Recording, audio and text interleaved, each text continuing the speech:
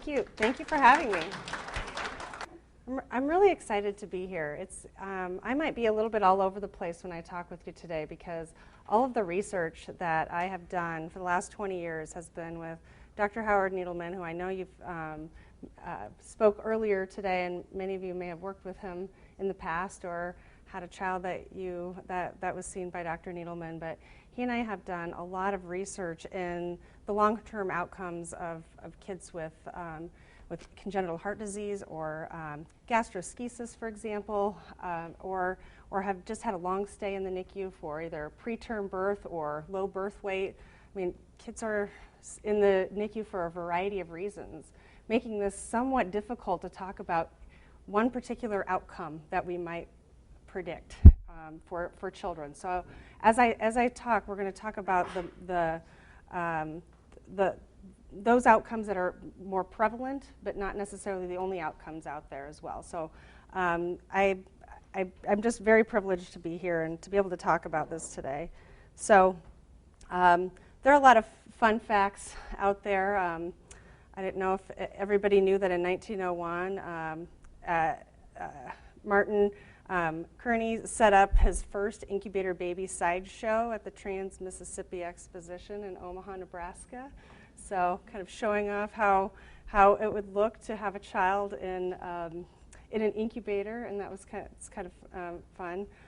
The first official NICU opens at Yale in 1965.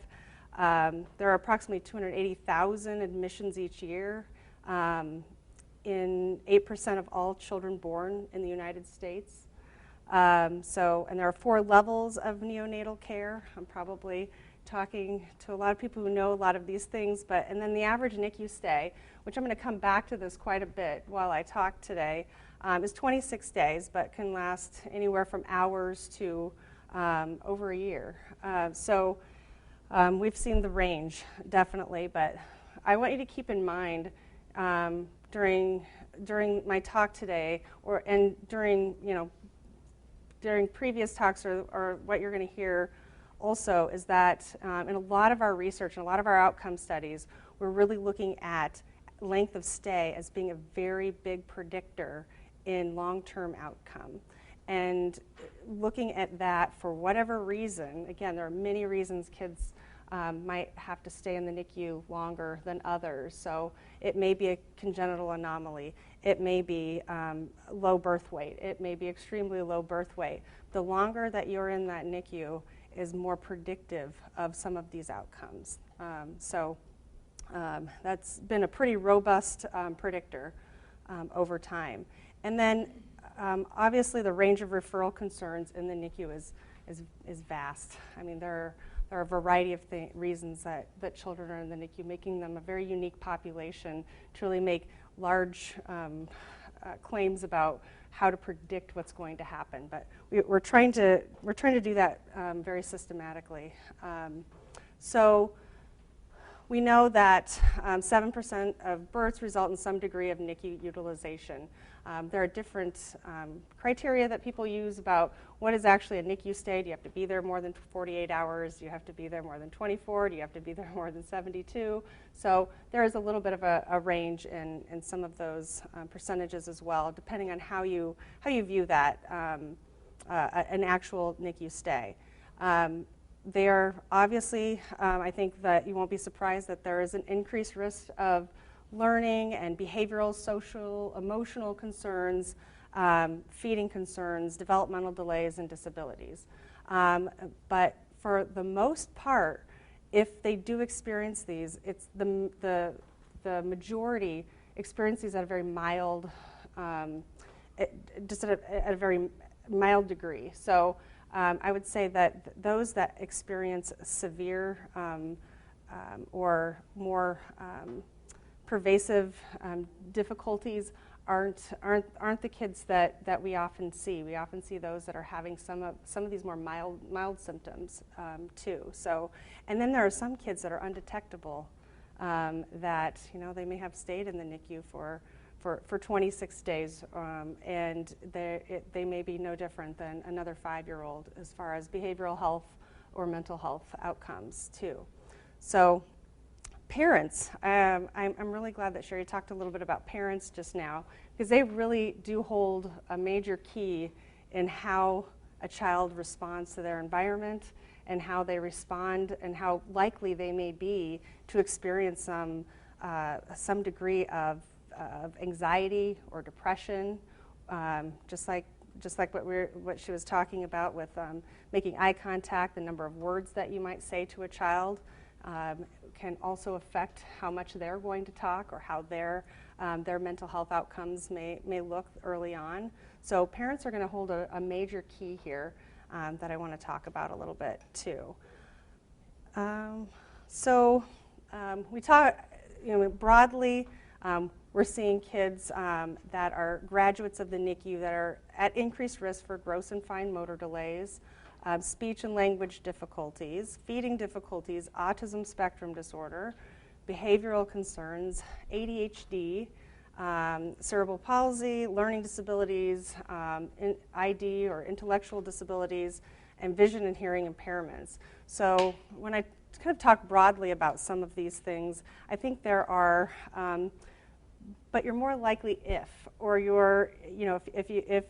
parents are doing this, you might see a little bit of a different outcome. There's some of these things where parental involvement is going to be very helpful, but some of these are neurodevelopmental conditions that are certainly, we can change the course of them, but we wouldn't be able to take away the fact that they're going to present with some of these symptoms too. So as for example, ADHD or autism, those aren't things that we're able to prevent, but we're able to moderate the environment and moderate what we do to decrease the symptoms or the severity of symptoms in those things. But other things such as anxiety, depression, some of those things are somewhat easy to moderate and maybe even mediate by parent involvement. So we may be able to say, all right, if we really want to make our child not so anxious when we're going to the physician, we as a parent need to act not so anxious when we're going to the physician. Or maybe it's our yearly check for cardiology. We see a lot of families where that is a really high stress time in their lives, and they can almost predict how that they need to be anxious before this appointment, and this is going to be extremely difficult for them.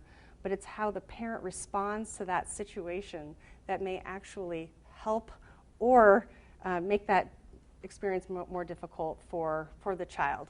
And I think everybody can see that to a degree if you've worked with children or even adults. If the majority of the people in the room are calm and keep it together, then it's a little bit easier to move through that situation. So stressors for the infant. Obviously, separation from parents at a very critical time when you're in the NICU can be a major stressor. Decreased positive touch may be very difficult, not only for the infant, but also for the parent to not be able to feel like you can touch your child or touch them the way that you would want to by holding them or nursing them. Painful procedures. Obviously, being in the NICU is there may be other procedures going on where they may require more blood draws. They may require a lot more poking and moving around that isn't necessarily painless. So, and then there's also the high noise levels. I know that some of this has been reduced with new ways of mechanical ventilation, but still there are noises that aren't the same as when you might have these happen in your own home, right?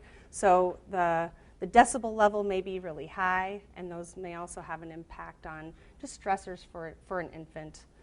Sleep disturbances. I don't know if anybody's ever experienced excellent sleep in a hospital setting as a baby or as an adult, but I know everybody in the hospital setting makes it as comfortable as possible to make sure that those sleep isn't disturbed. And then there's a series of procedures or sedations, medications, that sort of thing. So there are a number of stressors that when we look at some of these things, we can almost try to change the direction of some of the stressors, change the direction of some of the outcomes based on the stressors, and maybe reduce some of those stressors. Find ways where we can hold our child more or do some preventative stuff. Let's talk to our child even though we can't hold them. Let's not completely avoid or withdraw, because as a professional, you're always looking at the mental health of the parents just as much as you are the child, because parents' mental health, if I ever see anybody in my clinic, I will make sure that the parent receives the help that they need if it's going to deter what the child might need to be successful. It's the whole oxygen mask thing.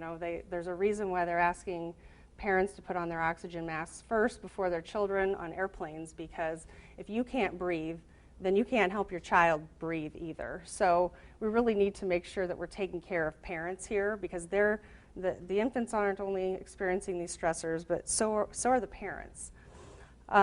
So stressors for the family, obviously, the status and prognosis of an infant, sometimes it's touch and go at those early stages. We don't know what's going on. It's a heightened level of anxiety. Adjusting to being a parent, or adjusting to be a parent for the first baby, but maybe even a parent of 2 children. You've got one at home and one here, or multiple children in different places. This is a huge adjustment just to have a child. And then you have one that requires a neonatal intensive care stay. Physical appearance of an infant. These children might be born early. They may not look like you imagine that they may appear. And so making sure we're working with parents on all of these little things that can result in better outcomes for them, so that their mental health is always at the forefront of what we're doing. And making sure that NICU environment and that separation from the infant and the parents, minimize all of these additional stressors for the family. And mom still has to recover from childbirth, as it turns out. That doesn't just go away if their child has a NICU stay. So mom has some physical needs, not only emotional, but some physical needs that she that need to be attended to. So. And then the communication and lactation, which is also can be stressful regardless of if your child is in the NICU or not. That's a very stressful time for moms. They're really wanting to try to do this, and it may look very different if you have a child in the NICU. And then also sleep disturbances. Parents, I think we all learn to function on a very low-grade sleep deprivation mode once we have children, but if we have children that are hospitalized, it's a different mode that we're functioning on too. So toxic stress in the NICU, there's some examples from some studies about experiences in the NICU, and any pediatric hospitalization can precipitate toxic stress in a child as well as in the child's parents, particularly if the child and family lack support to buffer their experiences. So remember, when they leave the hospital, they may not have the social support that some people have in order to help buffer that. And they may not have grandma or grandpa or aunts and uncles or friends that can come tend to the other children at home. So some of this toxic stress is the addition of variables that are adding on to the stress of the entire family unit. So we want to foster that social connectedness, get them connected to what they need. And again, I think the child's in really good hands in the NICU. It's the parent at that point that can really help shape how they're going to view things from this point forward. This is the time where they bond with their child. They're forming that attachment with their child. These are very critical points in child development and also parental behavior. Our behavior, in fact, is very predictable. And as parents, we get into a mode of this is how we do things, even if it's not very effective. Our past behavior tends to predict our future behavior. So if we can set a pattern at the beginning that is effective, then we might see changes over time and down the line that wouldn't be there if we didn't think about these things while that child was in the NICU. And then we have to leave the NICU. So our safe place where the safety of our child may have been not as big of a concern, but it still was a concern. But now we have to care for this child by ourselves. So many infants are discharged with a variety of different medications and medical equipment and needs, and now this parent, if they're already experiencing stress, has this extra layer on top of them. So as you can see, I'm really coming back to that whole idea that we've got to make sure the parent is in a good place to help manage what's to come and get them that help really early if possible, so that they can establish patterns of behavior that would be helpful for their child and for themselves. So there's a high probability of home care and health care utilization post-discharge.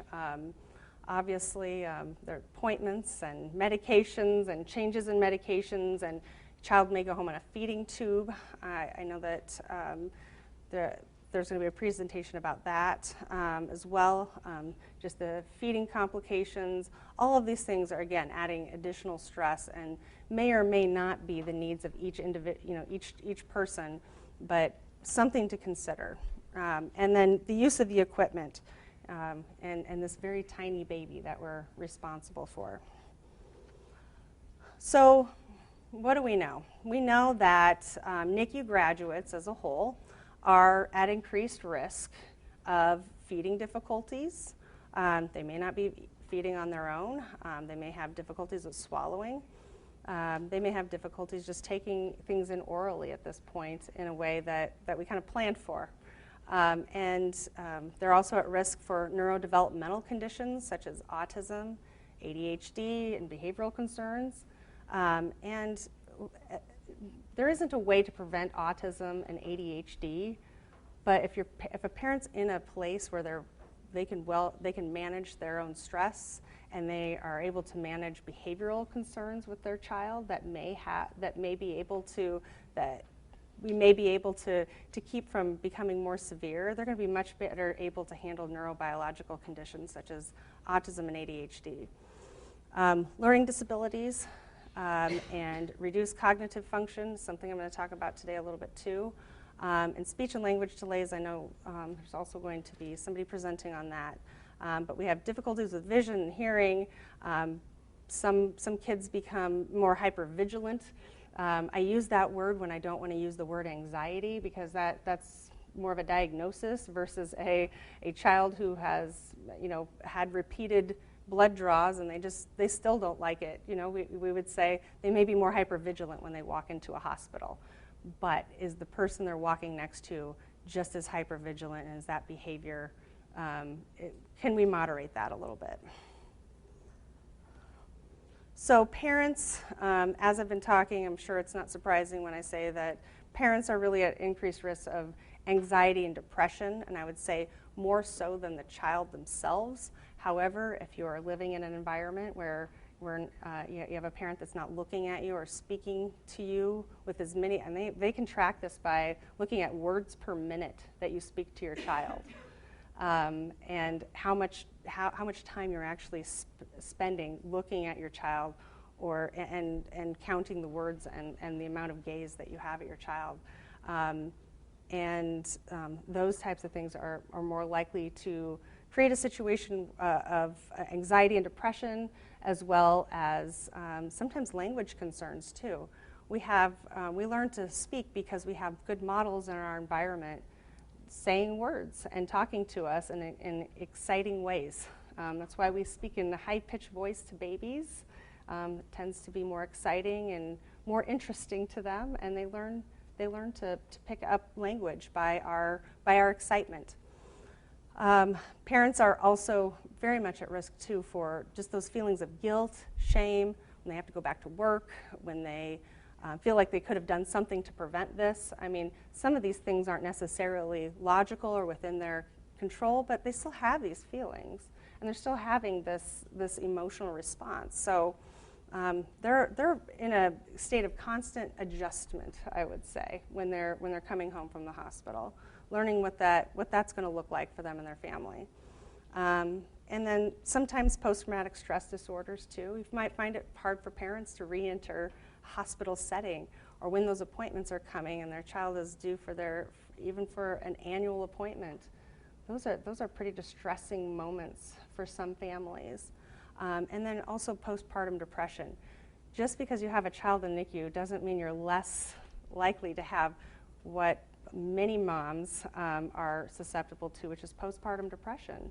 Just because you had a baby, but now you've had all these other variables and you've had a baby. So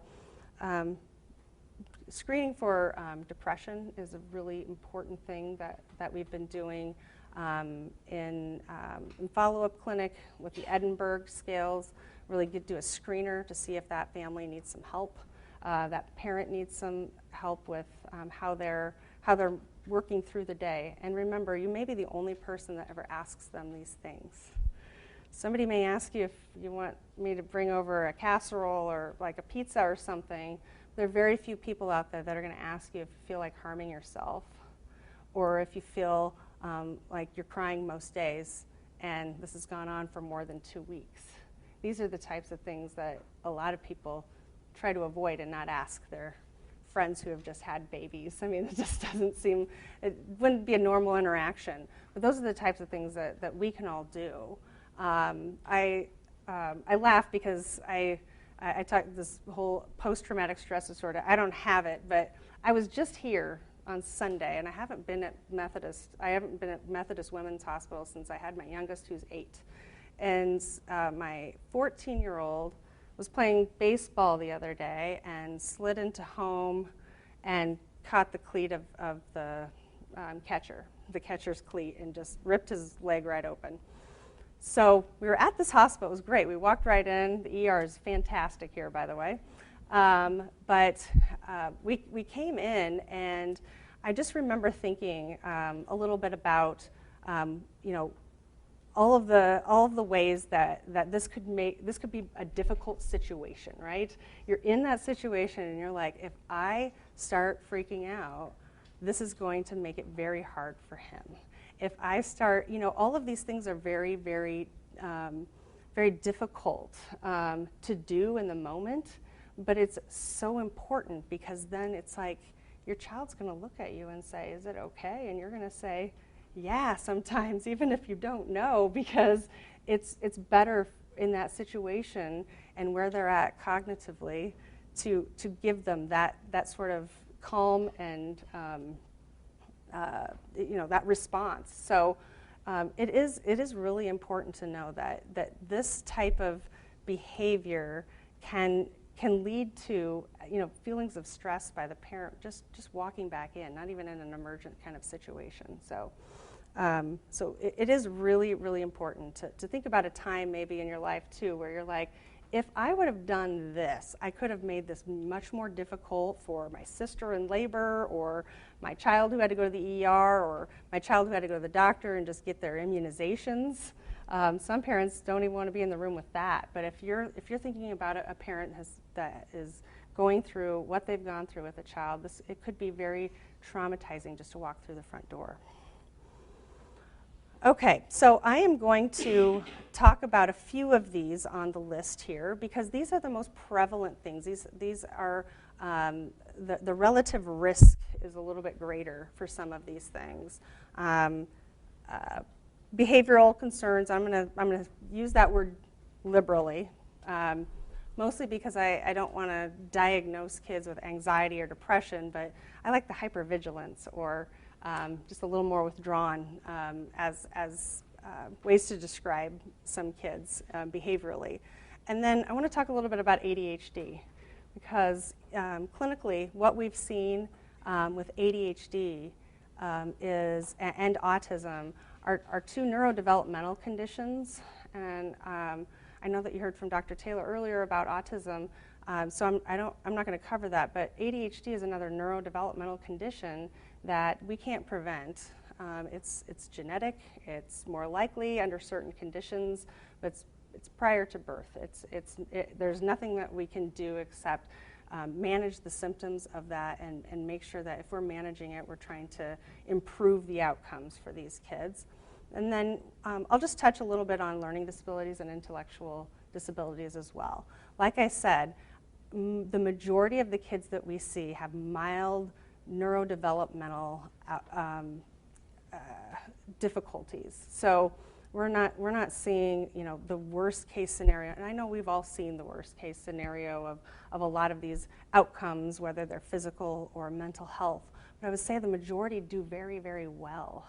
The majority of parents manage through it very, very well. And so when you see that, make sure you tell those parents, like, this was a really hard procedure and you did such a great job responding to your child very calmly, even though I know you weren't. Parents need to hear that because they're not getting feedback necessarily from anybody else, just as nobody else is asking them if they want to harm themselves in their lives. They may not be getting feedback in that you're doing this really well. Parenting's kind of a thankless job. Every once in a while they provide us with a very, very mild reinforcer somewhere and we say, okay, we'll keep doing this, but oftentimes we're doing things and we're not sure if we're doing it right or not, especially if there's medications and other procedures involved. So some of the behavioral concerns that we'll see before they reach that level of diagnosis, I will say. Difficulties with self-regulation, impulse control. Self-regulation may be being able to appropriately be happy when when you hear you're going to the park today, or being appropriately upset when somebody asks you to clean your room, or being appropriately upset when something doesn't go your way, right? So self-regulation will really suggest that we may have the right response, we're just not the right intensity of that response. Too much of that response one way, in the correct direction, but too much. Impulse control, doing things, saying things without thinking. Hyperactivity, so these kids are pretty observable. Hyperactivity is a very observable event, so is self-regulation. And aggression, just being more likely to use hands and fists and throwing things and hurting others with words or by physical means too, which is an observable event. And we're going to see that more often when you have a child that isn't speaking as well. That's the way they're communicating at that point. So sometimes when we see aggressive kids, of course we want to intervene, but we also want to make sure, is their speech development on par? Do we need to at the same time refer over for a speech language evaluation? Sleep concerns, sometimes this is ongoing, and we'll talk about this a little bit as to why a lot of these things overlap. There isn't just, we're just going to have sleep concerns, or we're just going to have a hypervigilant child, or we're just going to have a child with difficulties with self-regulation. You're going to see a lot of these things overlap. Eating and feeding difficulties. Some may not experience that at all, but if you're seeing eating and feeding difficulties, it may mean you have to feed that child in the middle of the night too. So these all compound each other, and you may actually be waking a child up, and because of their feeding and eating concerns, now they're not sleeping as well because they're being moved. So, and then peer difficulties. Anytime you have a difficulty with self-regulation, or you're aggressive, and you're not eating what everybody else eats, the others are going to notice some of these things, and so there's the potential there for some impaired social relationships, or even social withdrawal. I don't feel like everybody else, so I don't want to be around when everybody's eating in the lunchroom because I have a tube. I'm different. I don't like it. And kids are pretty honest, and they tell you that something looks different. So luckily, when kids are young, they tend not to take things to heart as much. It's amazing to watch kids, how honest they are with each other. But at about 8 years old, I would say, 8, 9, or 10, they don't let it roll off their shoulders anymore. And they start repeating things they're hearing from others, and actually saying those things when others aren't saying them to them. And so that's when we start worrying about symptoms of anxiety and depression, and more depression than anything, because anxiety can rear its head much earlier. But symptoms of depression can set in around 8, 9, 10 years old under certain conditions. So we want to be very mindful if we start hearing children negatively self-talk at this age outside of a situation? Not when they're mad. A lot of kids say things when they're mad, but what are they saying when things are just seem to be going kind of as planned during the day? Are they experiencing more frustration, more self-regulation difficulties? Do they just seem sad? What's going on with what is going on that all of a sudden we're seeing this sad child? More than likely, they're going through a stage of development that every child goes through when they're they're thinking a little bit more logically, and their brain is just processing information differently in a way that all of us have moved through during life. All kids move through that. So I want to touch on the things that I think that are more prevalent. And like I said, I think if you're taking care of the parents in this whole, when I go through this talk, because I could have a separate presentation on parental depression in mothers. Let's assume that's well managed at this point as I'm going through these other things. Because if we're not well managed and we have a child with a cognitive deficit and potentially ADHD, it may be very difficult to manage through what these children might need. So interestingly enough, there have been a lot of meta-analyses. And if you're familiar with a meta-analysis, what they do is they try to find as many studies as possible that are looking at some of the same predictors or indicators or outcomes, and seeing if we can put everything into transcribe it into like a z-score, and so that we can compare some of the outcomes from this study and put them all together. And sometimes it's really helpful then if you're bringing a bunch of studies together, you can say, okay, overall, this is kind of the pattern we're seeing, and if the meta-analysis was done well, then this may be helpful rather than going and finding 10, 12 different articles. What we found is that there are some definitely some meta-analyses that have been done on just cognitive deficits. So this is what we're talking about when we talk about IQ. So your capability, and that's always kind of a good conversation to have. So some people will say, I know this child's smart, but I don't know why they're not doing well in school. That's because we're looking at achievement when we're looking at school behavior. We're looking at what they're bringing home on their spelling test or what they're bringing home on a math test. That's the achievement part of it, but the intelligence part of it is that knowledge that they bring with them, that capability. You may not see them use that capability in everything that they do, but you know it's there, and you see that way about them that they can problem solve through many different things, but they're not necessarily problem solving during the things that are kind of boring, like math. We'll talk about that in a little bit, but cognitive deficits are really your IQ scores. You can't change your IQ unless you're testing a child that is not cooperating with the testing and you're not getting a score that seems to be representative of where this child's functioning. But this is one of those neurodevelopmental things too, that we're going to know a child's IQ score pretty early on, looking at IQ scores is a really good prediction of IQ scores later on in life too. So what we found is that, or what the research has found is that there are kids that haven't had a NICU stay. And again, NICU stay is very broad, so I have to come back to that quite often to remember that just having a NICU stay is really hard to compare to the next child that had one. But overall, we're seeing those who've had a NICU stay, their IQ is 10.9 points less than those who did not have a NICU stay.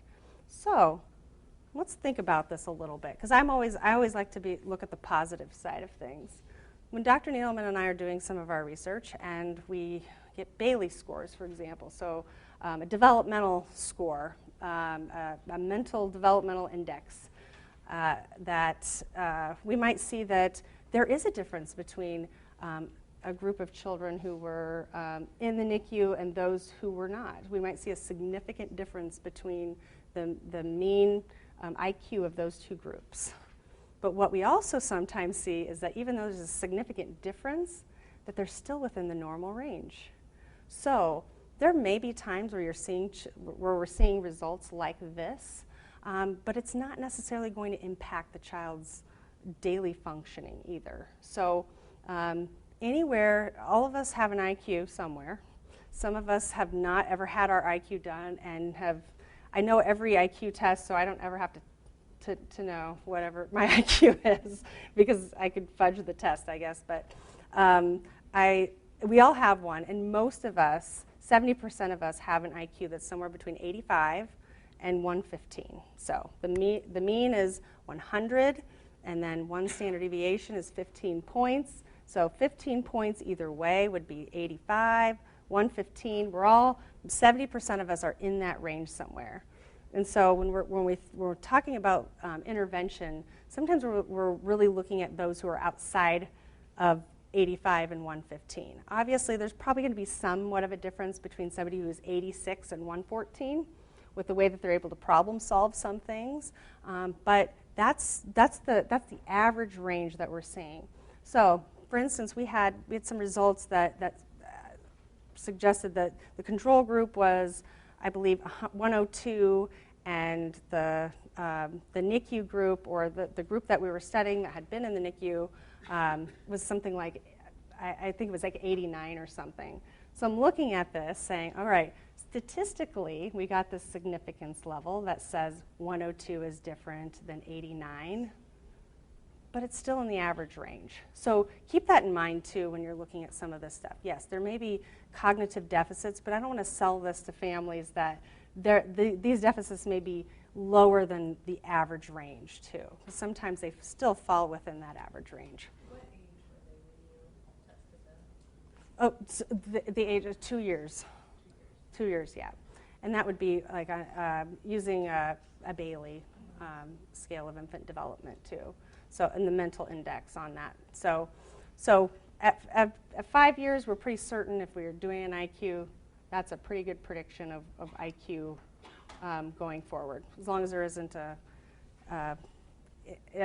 significant event that a child might go through, like a stroke or something like that. So we're looking at lower IQ scores by a few points, by 10 points, and it seems like then that when they looked further into some of the variables that would predict lower IQ scores, they were directly related to the age, the birth weight, and also gestational age. So in a positive direction. So as birth weight was increased, IQ scores increased. As gestational age was higher, IQ scores were higher. So there seems to be a direct relationship there between birth weight and gestational age and cognitive outcomes. So the longer you stay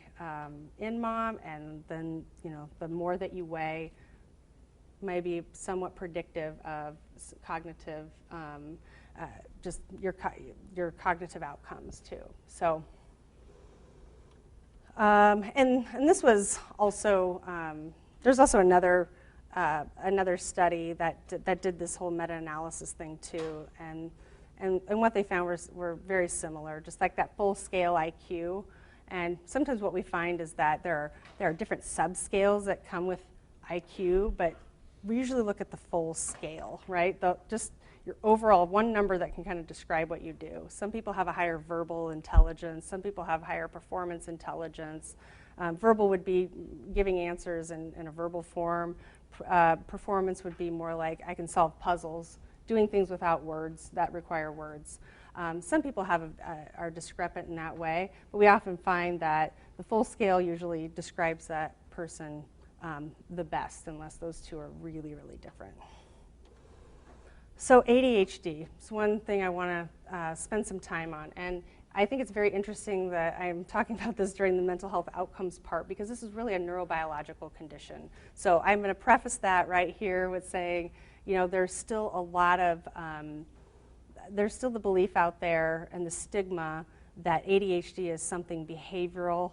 It's something that parents could have, if they did it differently, they could have prevented, or it's just not viewed the same. It's not viewed the same as other conditions like diabetes and asthma. Although it should be, it still isn't. So there's a lot of education that can be done out there, and I'm hoping you guys can disseminate the good word too. But what we know is that this is something that you were born with. You're unlikely to come in contact with something after birth. Maybe high lead levels, but again, very unlikely that this is something that wasn't already going to be there at birth. What we know is that preterm children have more externalizing behaviors and more internalizing behaviors, but ADHD is kind of more than twice the relative risk for developing ADHD. So you're like 1.16 times more likely to have ADHD if you had a NICU stay, if you were preterm or you were low birth weight. And there are different figures in a lot of different studies, but I would just say, you know what, there are about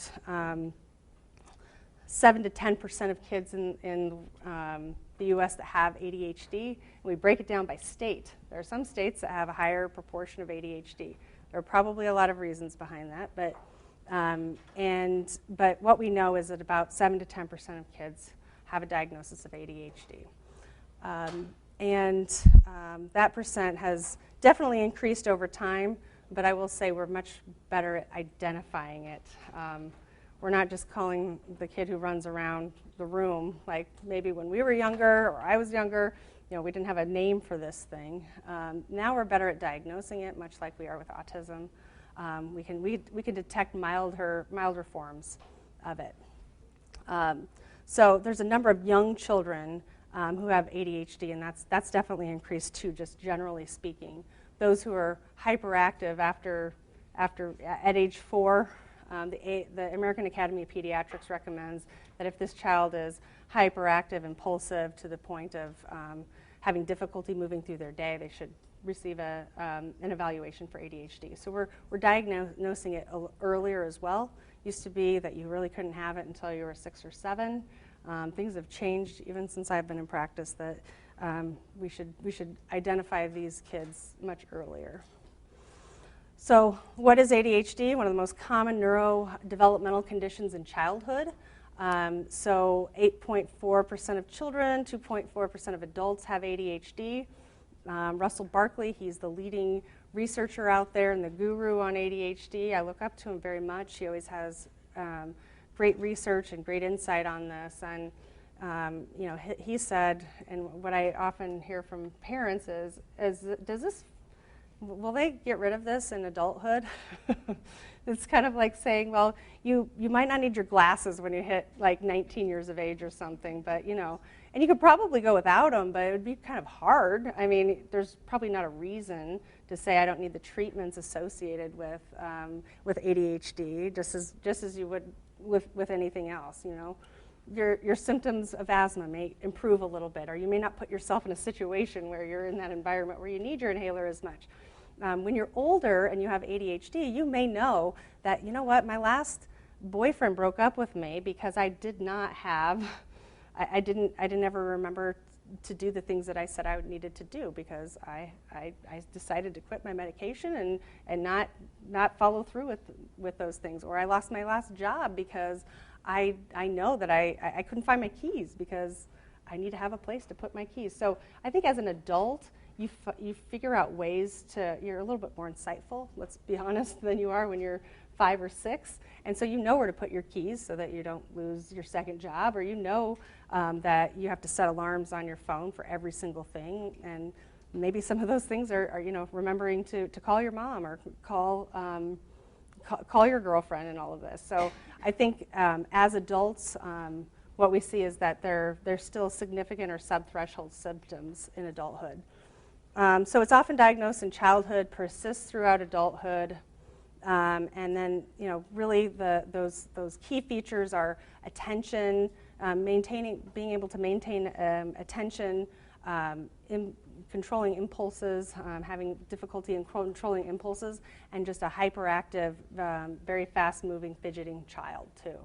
So it may look different in everybody, but we've all seen a child that's been running like, just with no end in sight. You're probably looking at a hyperactive child, or maybe a child without limits. We don't always jump right to the ADHD diagnosis, and I'll tell you how we get through that. But causes of ADHD is very interesting that I get to talk about this today, because in clinic, in my general clinic, I see children in a pediatric clinic during the week, 2 days a week, and there are pediatricians functioning around me, and I see families in one of the exam rooms there. So we're kind of a big team. We're a primary care team. That's what many of my colleagues do at Monroe-Meyer Institute. So when I'm providing the evidence for a diagnosis of ADHD to a family, they may say, well, where did this come from? And I reassure them it didn't come from anything that they did while the child was young, or there's not a lot you can do to prevent it, but there's a lot of genetic components to this. ADHD often runs in families, so if you have a parent with ADHD, you have a 40 to 50% chance of having a child with ADHD. Now, that parent may not have been diagnosed, but having their child diagnosed provides some insight for their own behavior too. So we have a lot of parents who are like, gosh, if I would have known, I could have gotten the help that I needed. But I will say, besides genetics and exposures to various things such as lead, premature delivery and low birth weight, they hold two indicators on this list that I don't get to talk about as often with families that I see in a primary care office. But those are two indicators out of, look, there aren't that many. I mean, if you're drinking in pregnancy or your exposure to environmental causes, obviously genetics is the number one, but this holds two places on here. So just the fact that you were born early and that you may have had low birth weight may be predictive of ADHD, versus most of the families that we see, there's a genetic cause. So if you also have genetics that, a parent, I'm sure we're going to have parents in the NICU that have ADHD as well, may or may not be managed, then that's another risk factor on top of already premature and low birth weight as a risk factor. So just to give you an idea of, like I said, somewhere between 7 and 10% is pretty typical as a prevalence of ADHD in Nebraska.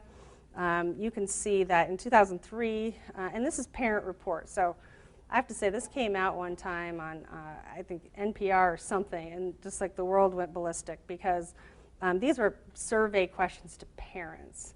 So, has your child ever been diagnosed with ADHD? So the prevalence went from much smaller to much bigger really quick when we didn't gather these data from medical records. We gathered them from parent reports.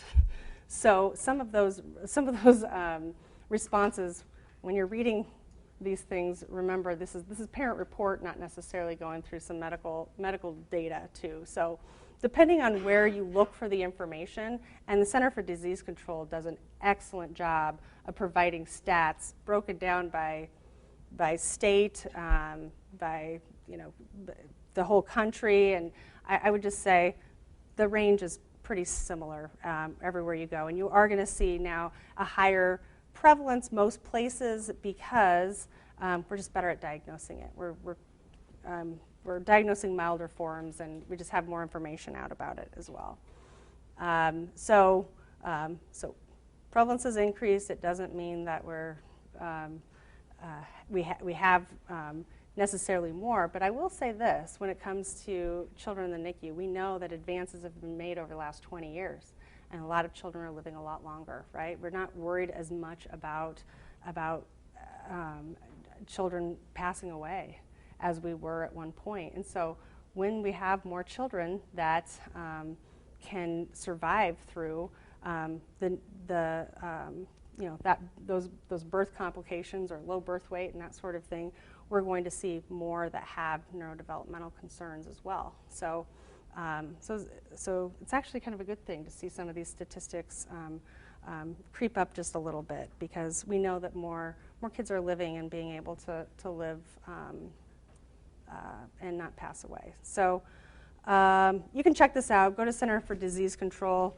It really breaks it down to the point of, I don't really think it's necessary to break it down that much, but we fall in an area that's around 10%, and sometimes it's a little bit higher depending on the type of study you're looking at. So really the point of this was to say, if you ask parents, you're going to get a different percentage than if you're going through medical records and looking for percentages, and or if you're counting how many scripts are written in our state versus another state. So just make sure you know what the methods are that you're looking at there. But the formal diagnostic criteria, there are really 3 types of ADHD. There's inattentive presentation, hyperactive impulsive presentation, and then combined presentation, which really is both hyperactive, impulsive symptoms and inattention. So these kids with inattention are really interesting, because these are the kids that fall through the cracks, definitely. These are the kids that I don't diagnose at the same time in life that I do with the hyperactive impulsive ones. Those that are hyperactive impulsive, anywhere from age 4 or 5 on, but usually those symptoms that, if you ask parents about, tell me the history of, what teachers have said in the past and the type of energy level this child has or how they've done in school, what are some of the bullet points that are pretty consistent? And it's usually like, doesn't stay seated, moving around the room, touching everybody's stuff, getting in people's faces, invading personal space. That's been going on for pretty consistently across time and then also across settings. So you can't have ADHD just at home, just at school. It's everywhere. And so the inattentive type, though, looks very different at times to the hyperactive impulsive type. So these kids may actually sit in their chairs, but they're not focusing on anything that's going on. Or they may have found ways to make it look like they're writing something down, but they're not writing anything down. So some of these kids, especially the inattentive kids, tend to fall through the cracks. And I will say the kids that I see from the NICU often fall into that category. And I'll see a lot of kids with congenital heart disease that fall into that inattentive category. They may not be out running around, but there are definitely more that I'll see in that inattentive group that may not get diagnosed until 5th, 6th, 7th grade, sometimes even longer than that, because they're not moving around. There's not visible signs. They're bringing home consistently low academic grades are consistently low, but they're not necessarily being disruptive in class or causing a problem. Those types of things are handled much quicker, as you might imagine. These are some of the symptoms. You have to have 6 on both lists to have the combined type, and this is through a variety of measures. We don't just go through and ask parents this. They fill things out. Teachers fill things out. We do an observation. But if you consistently have 6 from each, you probably have the more combined presentation. And if you have just 6 on one or the other, then you may have just the inattentive or the hyperactive impulsive. Symptoms are present before age 12, and then they have to present in 2 or more settings, right? So I often see kids that, they just don't have a lot of instructional control at home, right? So they look hyperactive because they're just not following instructions. So I'll see a lot of those, and teachers are like, he's fine here. And so we know at that point then we're probably not need to manage ADHD, but probably behavioral concerns too. And behavioral concerns can come on for a variety of reasons. We might treat these children a little bit differently. In fact, some of these children may not have been expected to live, or we may not have expected the outcome, so we treated them a little bit differently. We know that vulnerability is really important. Again, it comes back to that pattern of behavior that we had. We don't tend to change how we do things unless we intervene in some way.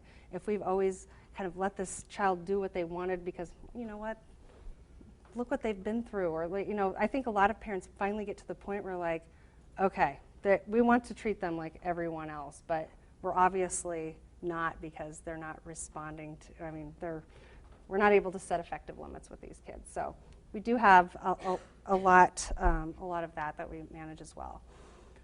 So I'm going to throw this out here too. So when you have a child with ADHD and you're looking at all the predictors of outcomes in mental health outcomes or outcomes in children that have had a NICU stay, ADHD is, if it's present, then you also have a host of other conditions that are more likely too. So, and these are not only because of the ADHD, but they could be because of something separate that is going on as well. So we're also going to see more oppositional defiant disorder. Up to 65% of kids with ADHD also have oppositional defiant disorder. These are the kids that just say no and they won't do anything that you ask them to and laugh at you and stuff and run off. Learning disability, most kids are identified because they're not doing something academically that they're expected to be doing. And then, variable academic quality is in 93% of kids with ADHD. They may not have a diagnosable learning problem, but they're not turning in their work, and they're doing things that are disrupting their academic progress. And then difficulties in family functioning, and I will say peer relationships too. When you have somebody in your face talking to you or telling you that these are the rules and they're way too close, that gets aversive after a while to your friends, and they tend not to like that. They tend not to like the person that's always telling them what the rules are, and if they try to break them, they're just not easy. They don't go along with them easily. So this can be not just the ADHD, but all of these associated things that go on with it.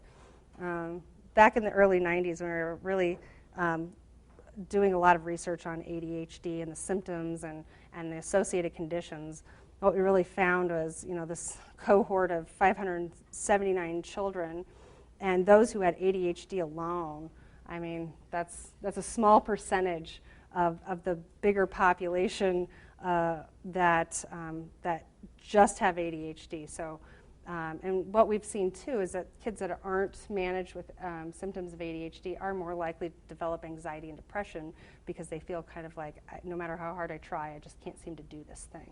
So that's when some of those mood internalizing things come into play as well. So summary of ADHD, these kids have difficulty with sustained attention, persistence towards goals, resisting distractions that come by, and inhibiting their task-irrelevant behavior. So they're not able to stay on that task and finish it from beginning to end, and not able to kind of inhibit their words or actions in a way that is conducive to a play situation. So, and they interfere with daily functioning. So I'm just going to touch on this really quick, learning concerns. Obviously, there are a lot of things that don't necessarily reach that level of cognitive deficit or ADHD or learning disability, but we do know that children that have had a NICU stay, that are preterm, low birth weight, or have had some complications and required NICU stay, definitely have more difficulty with those things that require executive functioning, planning, organizing, executing things. So I know what I want to do and what I want to say here on the paper, but for some reason I cannot get it from here to here to here. That's really hard. That would be executive functioning, being able to get through all of those, all the elements of taking a task from here to here. So we definitely seeing difficulties associated with academic difficulties, especially in children that are extremely low birth weight. That academic performance is sometimes to the point of a learning disability. But the main areas where we often see learning disabilities, because these are the most important core academic areas: reading, math, and written expression. So remember, if we have a child with ADHD too, we're also going to see some of these things as well. I've not yet met a child with ADHD who likes to write or that you can read their writing. And so it's very, very difficult then to say, well, is this separate from, the ADHD or whatever? And it's possible both are occurring at the same time too. But that executive functioning, being able to read, stay focused, get your point out on paper. Those are the types of things academically that we're seeing. But we also know, too, and I'll just briefly touch on this, and I know you'll have the slides later, but we also know that there's different levels of care. And so making sure that families are connected with a consistent level of care, because our research is clear. We know we can somewhat predict who's going to show up for follow-up clinic and who is not going to show up for follow-up clinic based on ethnicity, race, SES, and whether mom is married or not. A lot of these things are predictors of whether you're going to access those services that you might need for mental health or even physical health. So there are different types of care, and it'd be really important to think about that when you're thinking about, you know what, we need to get a family from here to here. With this family, I don't need to worry about some of these barriers because they've already shown me behaviors that suggest they've already made an appointment, they've come to all of these appointments, but then you're going to have families that don't. And there are definitely some predictors that can help us understand that a little bit better too. So once discharge, we see a lower rate of referrals and use of follow-up in general for Black and Hispanic families compared to white families. And so I think knowing this information that you may have to respond a little bit differently and make sure that you're spending the time understanding some of the barriers to receiving the help would be really, really beneficial. And utilizing that family-centered care approach. Remember, we need mom and dad to be doing well themselves in terms of mental and behavioral health in order for a child to be doing well. Any questions that anybody has? That's a lot, but I'm sure that my contact information will be there. I'm happy to answer questions later on too. Yes. So Holly, how do they determine when to put a child on medication for ADHD? I know that's kind of a loaded question. Well, it's a good question because the AAP, American Academy of Pediatrics, is pretty clear on this, and they have excellent guidelines. I mean, if you need a resource that is understandable to most professionals, go to AAP, American Academy of Pediatrics. So they have this whole thing on ADHD, and really the recommendation is if you diagnose ADHD between the ages of 4 and 6, then you exhaust behavior management strategies and behavior modification prior to initiating a stimulant medication, which is usually first-line treatment. Between the ages of 6 and 12, medication management using stimulant medication is a first-line treatment for ADHD, and behavioral modification is also a necessary component, but using behavior modification alone is not as effective as medication alone, but a combined strategy between 6 and 12. 12 and older, this is really hard to say because, I'm a psychologist and, a behavior analyst at heart, and so after 12 years of age, medication management is still the single most effective treatment for ADHD, and behavior modification may or may not help the child. Now, it's never a good idea to say, oh, you're 12, we're not going to use this stuff anymore. But if you're starting at that age using these strategies, typically you have a child that with 12 years on you of learning how to manage through some of the limits. So setting limits at 12, probably would want to set those a little bit earlier so it's easier. So those are the AAP recommended guidelines. So. Kind of the same lines as that, what are your thoughts on people who take their kids on and off medications? Like, let's put them on medication during the school year and then pull them off during the summer because they're home with us. Yeah. Because I know many people that do. Yeah, and I think it depends on what the reason is behind it, because I think there are different reasons for doing that. I've met some kids that are inattentive, but it doesn't interfere with their daily functioning truthfully at home when they're not doing other things, right? So there may be reason to believe that, we don't need to manage these symptoms at home, or we don't need to manage them on vacation if it doesn't need them. But I will say for the most part, because ADHD is across settings, just because you're not in school doesn't mean you don't need to be a good friend.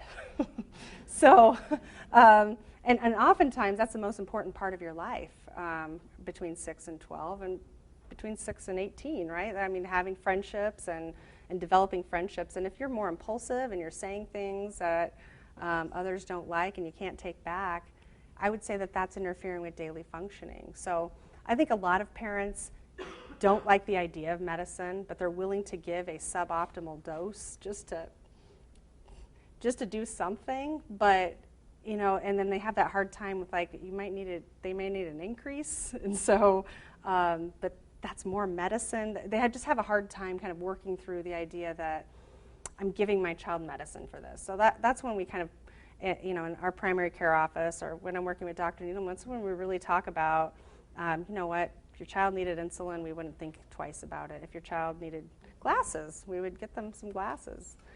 You know, these are, and, you know, they're like, okay, so. Yes. Now with stimulus, they want them to be able to eat and grow. Yes. Yeah. So some of those. Yeah. So some of those growth. Some of those growth side effects can be also, yeah, definitely a reason. And it's hard to balance that too. It's like, okay, remember about being structured and having your child eat structured times. When they're on ADHD medications, you're like, just let them eat whenever they're hungry, because they might be hungry at 8 p.m. for a full meal, but that's because of the medicine too. So adjusting some of those expectations. But yeah, it's a really good point. Okay. Well, feel free to reach out if you have other questions, and I appreciate your time.